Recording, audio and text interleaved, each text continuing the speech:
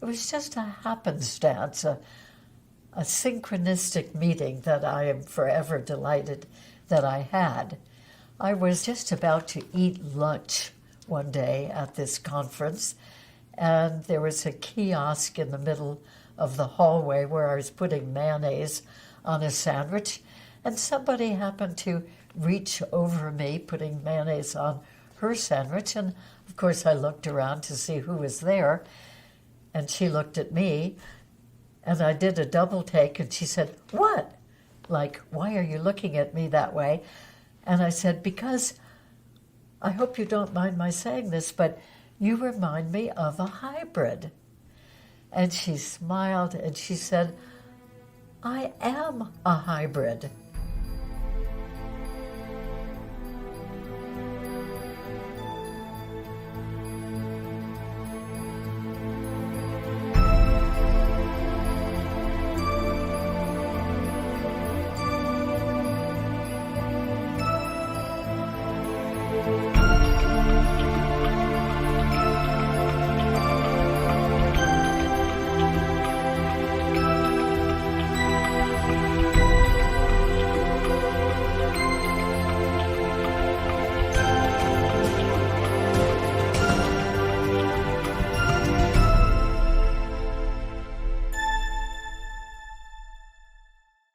My name is Barbara Lamb, and I am a long-term psychotherapist.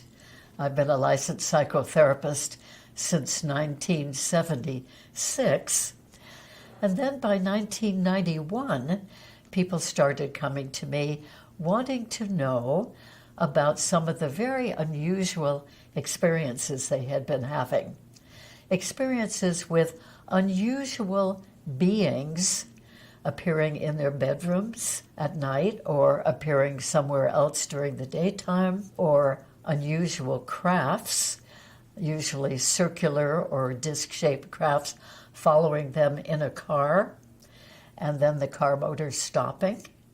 And then little beings would come to the car and open the doors, even if they're locked in the car, and then take the person away for a while. We call that an abduction.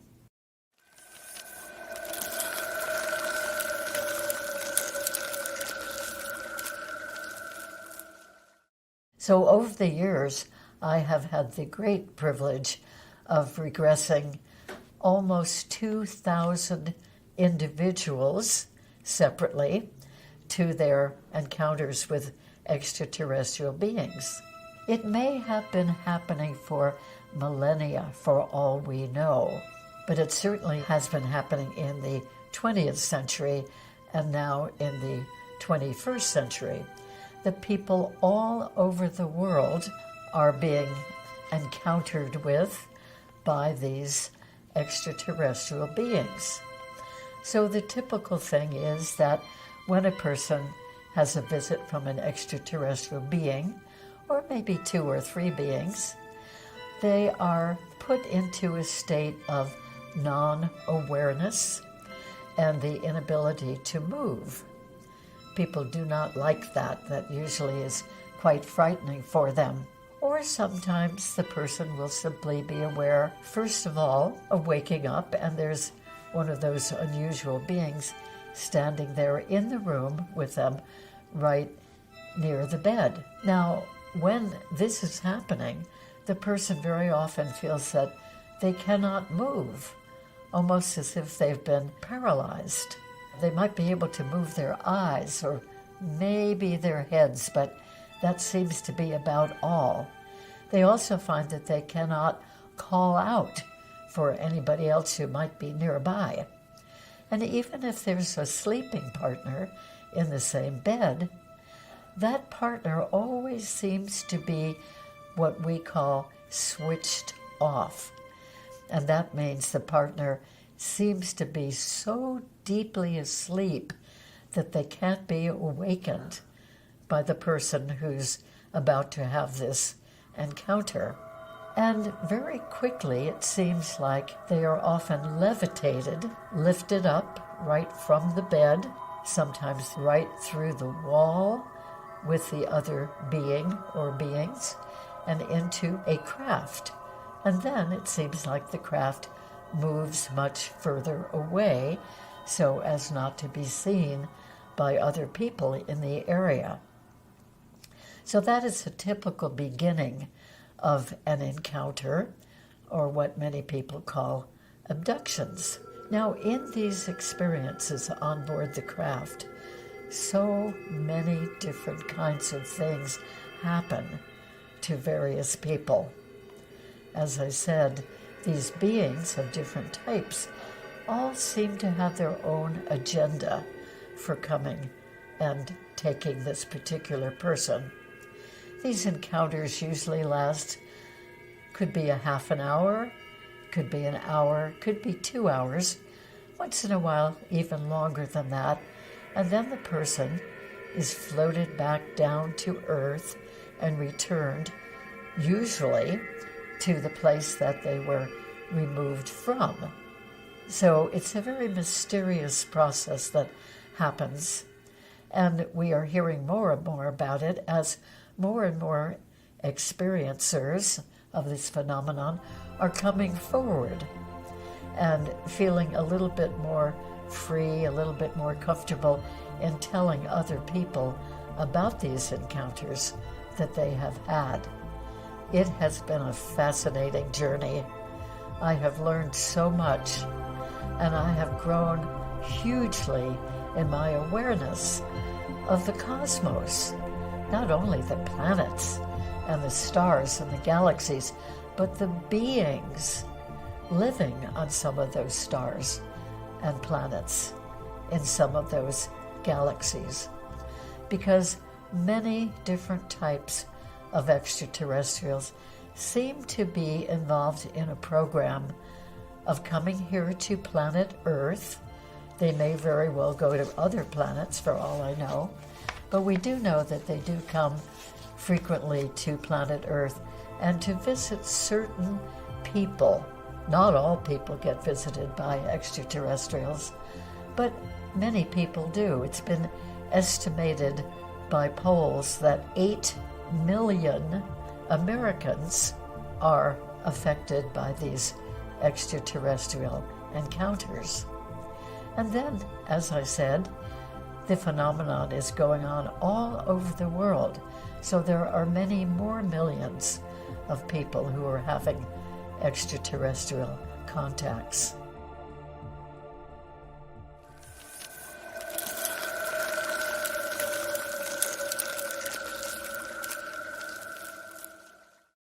There are many, many different species of what we refer to as extraterrestrial beings. They come from many different planets, as far as we can tell.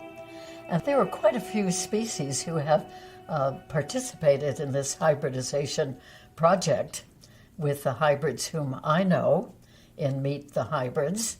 For instance, we have human-like races, like some of the Nordic-looking races and the Pleiadian races. And they're very high in intelligence and morality and even in spirituality.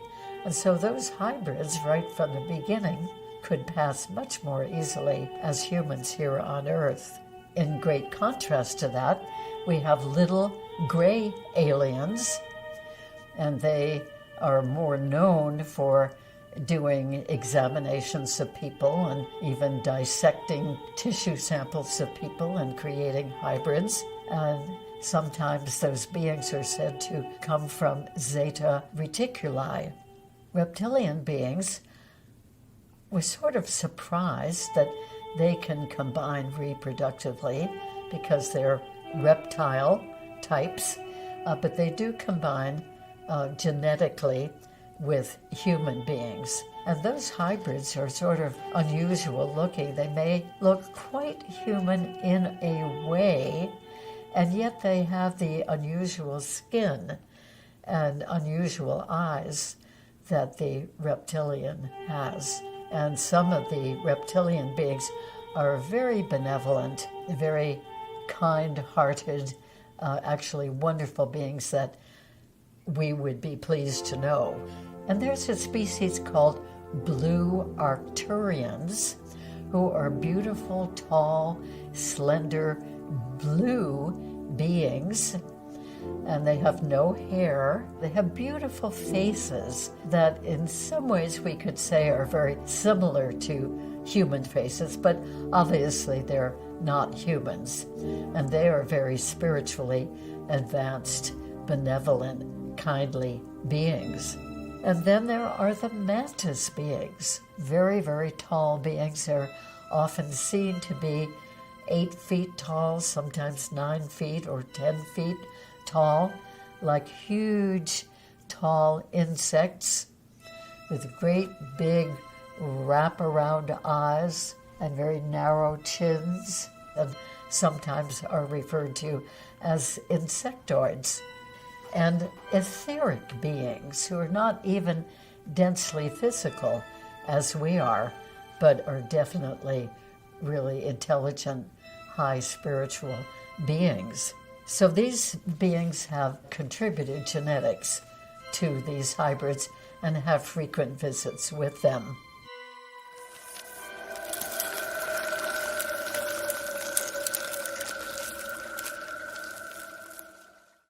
With all the different kinds of procedures that the extraterrestrials do, including some very positive things that they do with people in many cases, such as healing the person and teaching the person healing skills so they can heal others back here on Earth.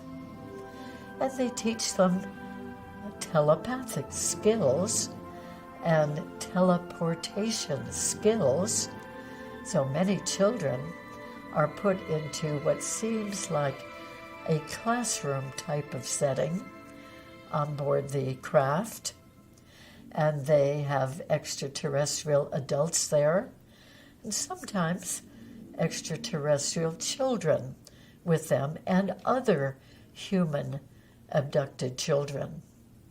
And all of those human children are taught how to move things with their minds. So they'll start with something very simple, like moving a very small feather put on the floor.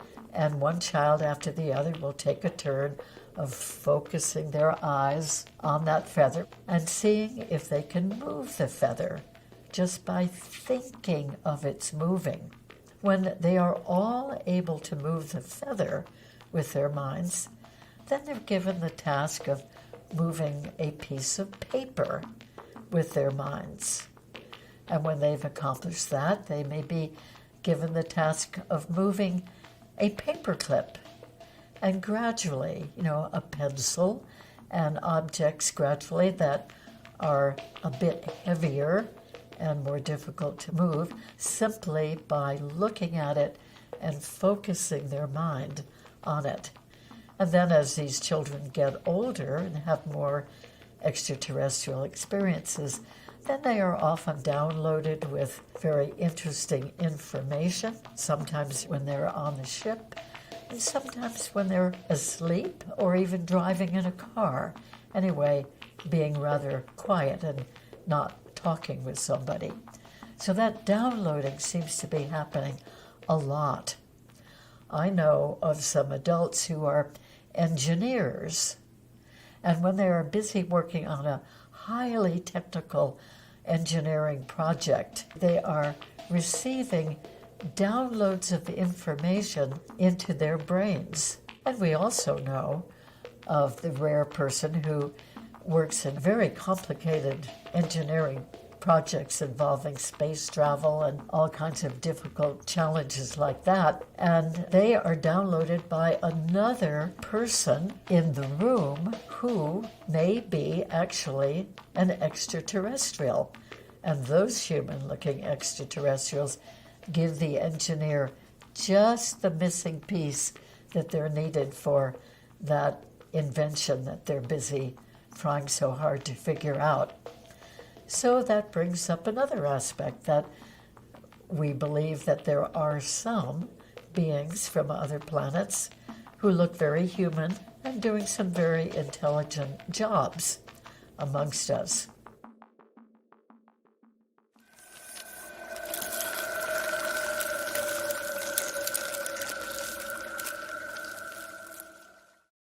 In addition to knowing about many, many different procedures that these beings do with the people they have taken, they also have a reproduction program going on. That is, a program of creating hybrid babies who grow up to be hybrid children and then eventually hybrid adults. So we're talking about extraterrestrial human hybrid beings. The beings start out by creating hybrids who are 1/2 extraterrestrial and 1/2 human. And then they want to create further generations of those hybrids. So there are these different stages of hybrids.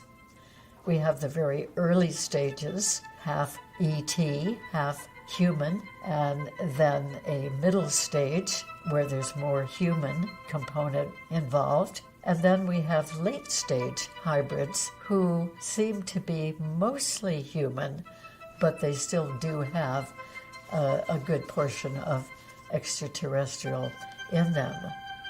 And some of those hybrids, as far as we can tell, do live on Earth. Cynthia, one of our hybrids, I never saw her change into her full reptilian form, but we were having a conversation with a few other people. And I said, Cynthia, do you feel anything different about your eyes? And she said, oh, yeah, well, I feel a little pressure in my eyes. Why do you ask? And I said, because I'm seeing them change into the vertical slits, because she had reptilian genetics in her. And she said, oh, good. And she rushed into the ladies' room so she could look in the mirror and see that happening for herself. The earlier stage hybrids cannot live on Earth because they're not human enough, and they would not be able to withstand our bacteria and our viruses, nor would they be accepted very well by human beings because they really look substantially different. They would probably be considered rather freakish. So they do not come here. They remain on the ships. Sometimes they're actually helping with procedures that the other beings are doing. Sometimes my clients in regression work have said that they're in a spacecraft with the extraterrestrials, and they will see in the background, maybe across the room, they will see people that look human at first glance, and they'll think, oh, good, there's some other people here. I'm not the only one amongst these unusual-looking beings. And then when they look more closely at what they thought were human beings, they realize, they're a little different. They're not maybe quite human, and those are actually the hybrids, it turns out. So there is a very vast hybrid program going on between extraterrestrial beings and human beings.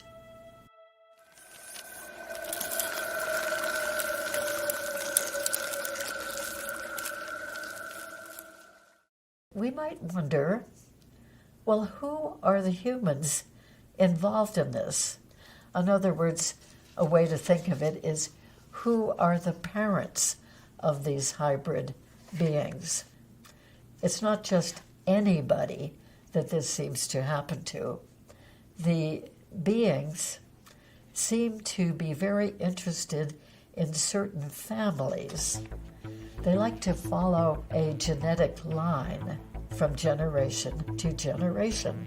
So an individual in life who comes to the realization at some point or other that they are having these experiences, they may not have really been aware that anyone else in their family, any of those generations, have been having experiences too. But when they start really thinking about it, they think, well, my mother used to talk about having nightmares of unusual beings in the room. And if that mother is still living and the person starts asking questions, they might conclude after a while that, oh, I see, I never knew it before, but my mother has been having these encounter experiences also.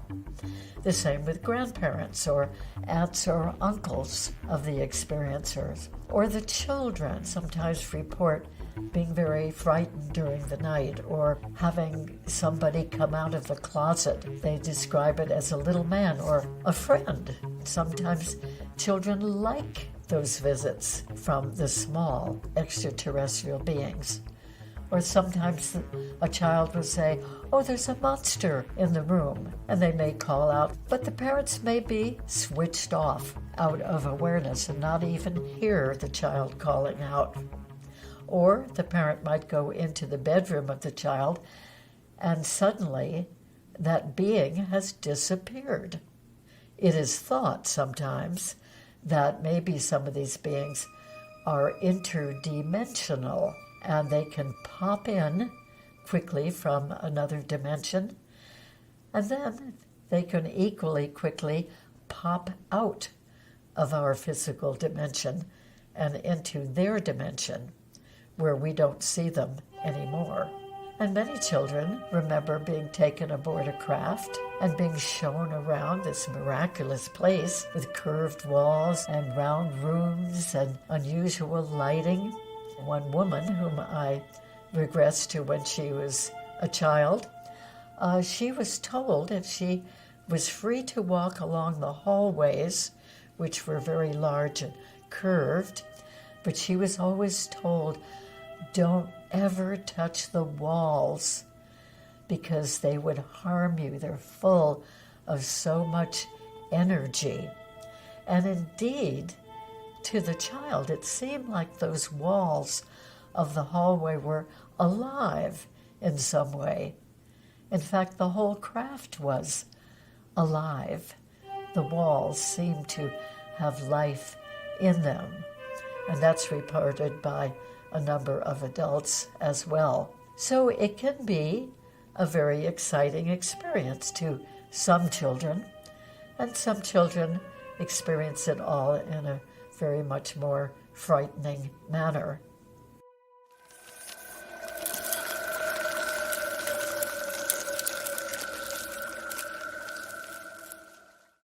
It seems quite a complex process, and yet it works amazingly well.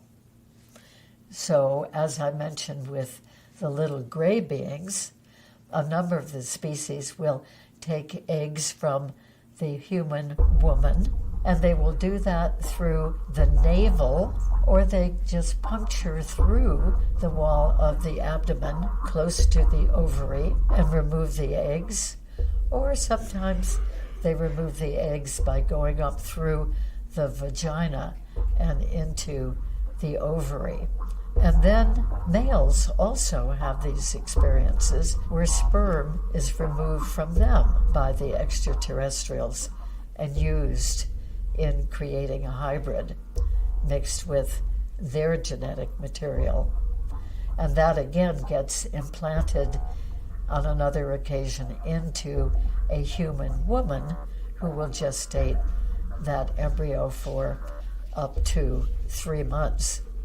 Sometimes a human male is taken on board the craft and ushered into a room with an extraterrestrial female, and they will mate together, and that female, again, would have to have a womb and the right apparatus internally.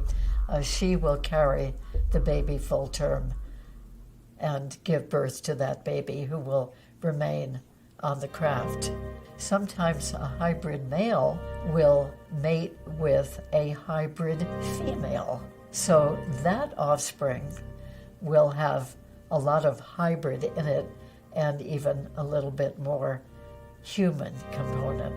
Another method is that a human female will be taken onto the ship and she will be artificially impregnated with material from an extraterrestrial, or in some cases, she'll be impregnated with material from a few extraterrestrials. So that hybrid will not only be part ET, but part a variety of extraterrestrials and humans. One of our hybrids has said that the ETs have contributed genetics from 89 different extraterrestrial species. Each of these hybrids became a hybrid in a different way. For instance, Cynthia was created because her father was participating in a special government project where they were experimenting to see if they could create ET human hybrids. So this was definitely a scientific experimentation. So what his father did was to drug the mother on one celebratory occasion, and she became unconscious, and he had arranged for her to be taken, abducted by humans who put a little embryo into her body that they had already made up from eggs previously taken from her ovaries and sperm taken from him, the father, and then a mixture of about 6 different types of extraterrestrial genetics. I've known of cases, too, with some of my clients that a human woman will be sleeping in her bed at night and an extraterrestrial male will come here for a brief time, visit her in the room, coming right through the walls or through the closed window, and combine sexually with her, and then she becomes pregnant with that hybrid embryo, which is later taken by those same beings to be in the gestation tank on the ship and raised on the ship.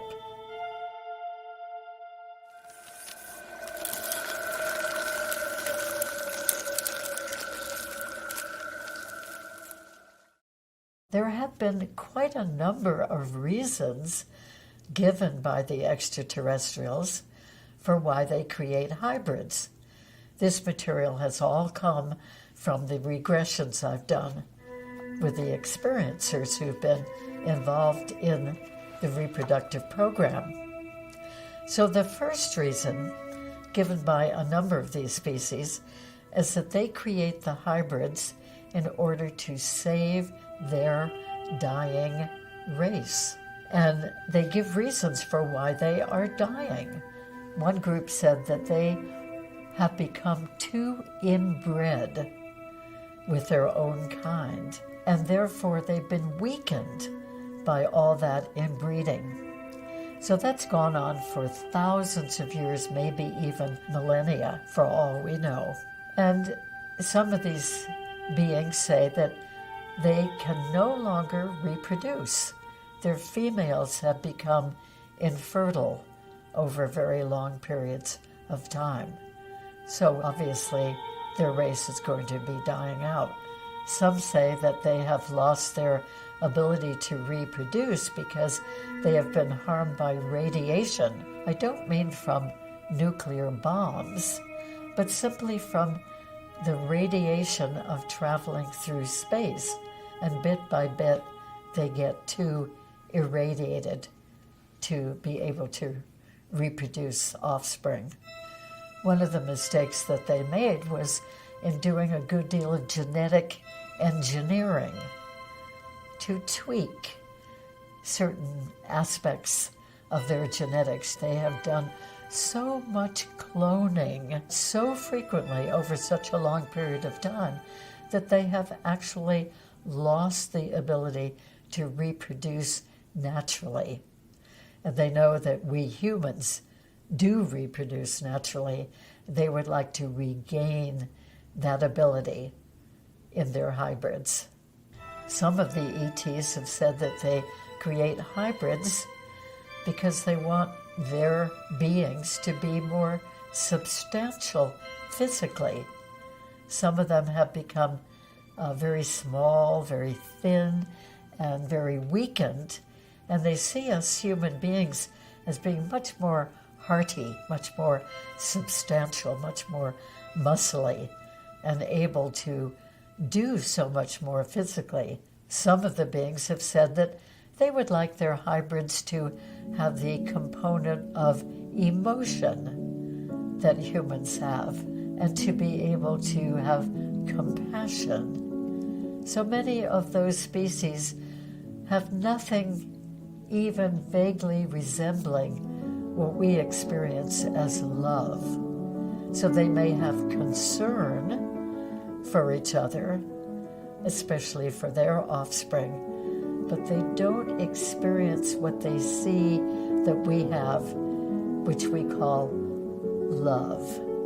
So another group has said that they would like to genetically re-encode humans to live in more balanced ways. And by balanced ways, they mean less hostile, less greedy, less warlike, and more balanced, more kindly. Another group of beings said that they are hoping to perpetuate the human race in case our planet becomes unlivable. An electromagnetic catastrophe will happen on Earth, resulting from your negative technology that you have already developed.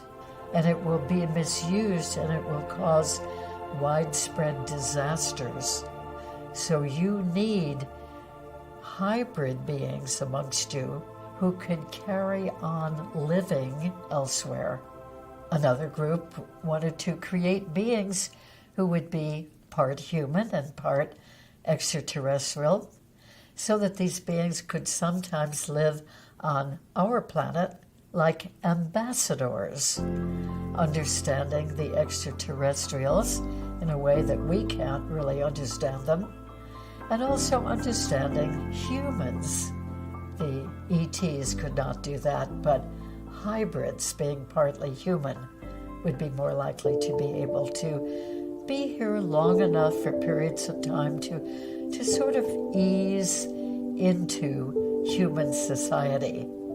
Not to take over human society, but to live amongst us and really experience what that's like by staying here for long periods of time. So there's no doubt about the fact that these hybrids are here for benevolent service. Yes, there are very wonderful benevolent species out there, as well as some of the species that come here and that are more self-serving.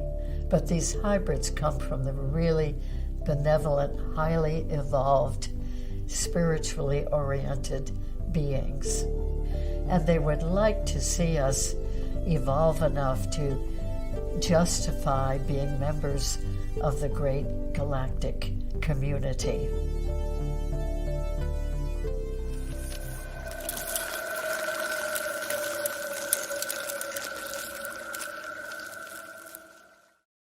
So how do humans react to having hybrid babies and hybrid children? That varies a lot. Some women, when they are presented with a hybrid baby on board the craft and told that it's their baby, they're horrified because it looks very strange. It doesn't look like a normal human baby. And they just don't want anything to do with it. And yet, always, the extraterrestrials insist that the woman would hold that baby and nurture the baby and hopefully even love the baby. Some women are horrified, but some women actually take to that quite naturally. They have a lot of maternal instinct, And even though the baby looks maybe sickly or not quite right or not attractive enough, not cute like our babies do, that she'll be able to really feel a loving feeling, a nurturing feeling, and hold and rock the baby and, really give it some love. And it's explained to these women that these hybrid infants have to have some love and nurturing from a human mother, because without that they just would not survive. Apparently there were a number of experimentations with having hybrid babies, and they did not make any effort to have the human mother come on board and nurture the baby, and those hybrid babies all died. And it's the same with men too, that they want the little hybrid child to at least have a sense of a human father, somebody else really related to them from the human population. Because after all, these hybrids are going to grow up on the ship and know only the extraterrestrials who were on that ship. And some mothers are shown their hybrid baby, and they love the hybrid baby, even though the baby looks quite unusual from our point of view. And they continue to have visits with the hybrid baby. Some women I know have hybrid children who are as old now as in their 20s, and on occasion the woman is taken and still has a chance to know that hybrid child. Now, some of those mothers really want to have these further abductions so that they can see the hybrid child again. And some of these mothers have many hybrid children. I know a woman who has 34 hybrid children. She did not even know until she was told that in one of the encounter experiences. Another woman I know has been told that she has 22 hybrid children. And these two women really wish that they could have those children on Earth, or at least see them frequently and sort of follow them through their growing up experiences.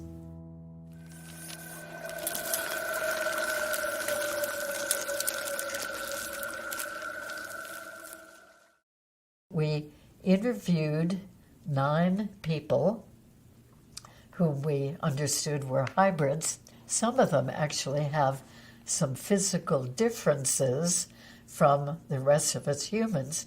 For instance, one of the hybrids has a different bone consistency.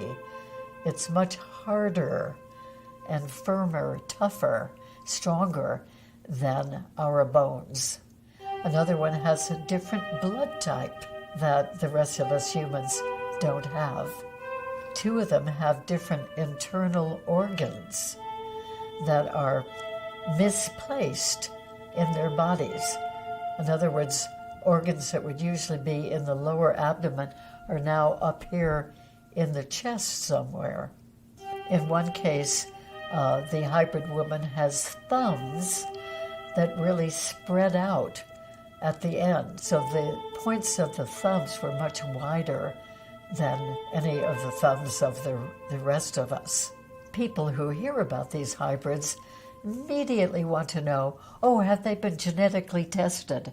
These particular hybrids have so far declined to be genetically tested, primarily because all of the genetic testing labs are mandated to send the results of each genetic test to a particular department of our government. So all of our hybrids, whom we know, always felt very, very different from everybody around them, even different from everybody in their own family. They always felt like they were from somewhere else. They were from out there somewhere, that their real family was out there rather than their Earth mother and father. And these people were frequently having contacts with their extraterrestrial beings whom they had the genetics of. So in other words, a way we could think of it was that they had many, many ET visits here and many abductions to the spaceships. But they didn't think of them as abductions because they felt like the beings who came for them and the beings on the ships they were taken to were their true family. So they became aware of their ET lineage. That is, they were told by their extraterrestrial beings that in many, many, many lifetimes, they had already been those species of beings. They had been extraterrestrials. Most of these hybrids are a mixture of more than one extraterrestrial species. So a hybrid isn't just like part hybrid and part gray alien or part human and part Andromedan, but they might be quite a different grouping of beings, all in one, with the predominant one being human.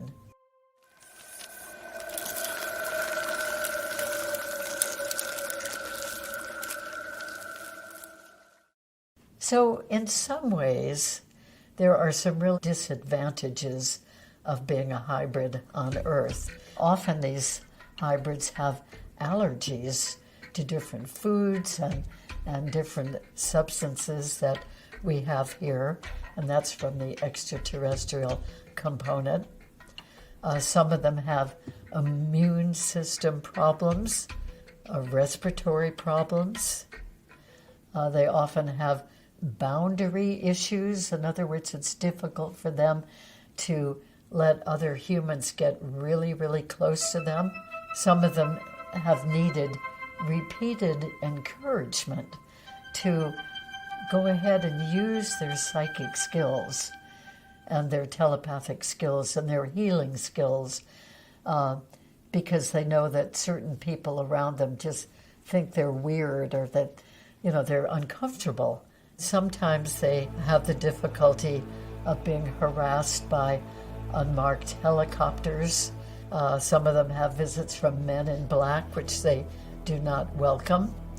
Some of them are taken to underground bases, and they have testing done of them in a variety of different ways. And they're very, very sensitive to what goes on in the world, especially all the negative things. They just don't understand why people lie to each other or why they hurt each other or why there are wars between one country and another, why everything is so divided, why we have polarities, different political parties, one country lording it over another country. Even at school, you have the good students and the slower students, and the popular kids and the left out kids. I mean, it just goes on and on when you think of almost every aspect of our human life. And these hybrids always thought that's so wrong because they have learned from their extraterrestrial beings that all of us are one.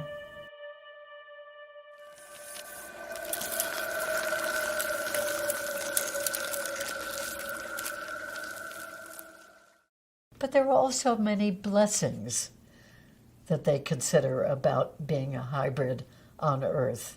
These hybrids are very intelligent, intuitive, very psychic, and they all have a much broader appreciation and understanding of the whole cosmos. Their scope is so much more enormous than most of ours is. And they like having the special abilities to help other people. Some of them are very good at medical intuition and knowing totally accurately what's going on inside somebody's body and what a certain problem is all about. And then they can use their skills to heal that other person. They enjoy their telepathic skills sometimes too, being able to do special things like move things with their minds and levitate things. And they don't do it in front of most people, but they're fortunate if they have a friend whom they can freely use those skills with. Some of them had animal communications, telepathic communication, being able to communicate things to the animal and hear back accurately from the animal. A couple of them had the ability of bilocation, being in different places at the same time.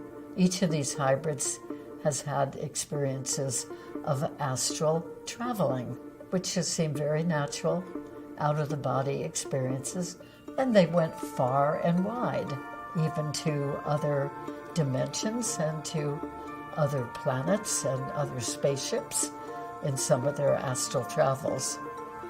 And some of them shapeshift. They really completely, throughout their whole bodies, change form.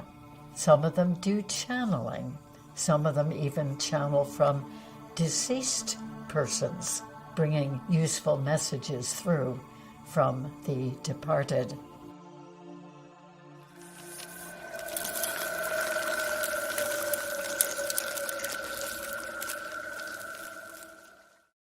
The common mission that they all have has a few components. One is to help humanity to be aware of the reality of extraterrestrial beings. Probably it's fair to say that most humans do not understand or believe or trust that there are extraterrestrial beings of different types in the universe. Part of their mission is to help people become acquainted with that part of reality, that the others do exist and that the others come here for brief periods of time. And they are here to help understand that there's a multitude of extraterrestrial beings, not just the little green men that people talk about or the little gray aliens, but many, many different types. They like to have people begin to know about interdimensional beings. And many of what we consider extraterrestrials certainly seem to be interdimensional. In other words, they can appear to be solid and physical, and then sometimes they seem to just retreat into a different dimension, and we cannot see them at all. Some of them do very accurate channeling of extraterrestrial beings and giving us a lot of perspective from the extraterrestrials' points of view, perspective on all of reality, and also about what's happening on Earth. And they are here to help inspire humans to protect each other and to help to protect and preserve all life on Earth, as well as to preserve the Earth itself. So these hybrids are here to help to raise human consciousness. Even the late, wonderful Dr. John Mack, psychiatrist at Harvard University and teacher of psychiatrists, who did so much wonderful regression work with experiencers of extraterrestrial contact and brought that into many more people knowing about it. He said something very important, I think. After destruction of the Earth and of humans, hybrids will be placed in groups in many parts of the Earth to live as a new civilization with a new system of knowledge and ways from another world.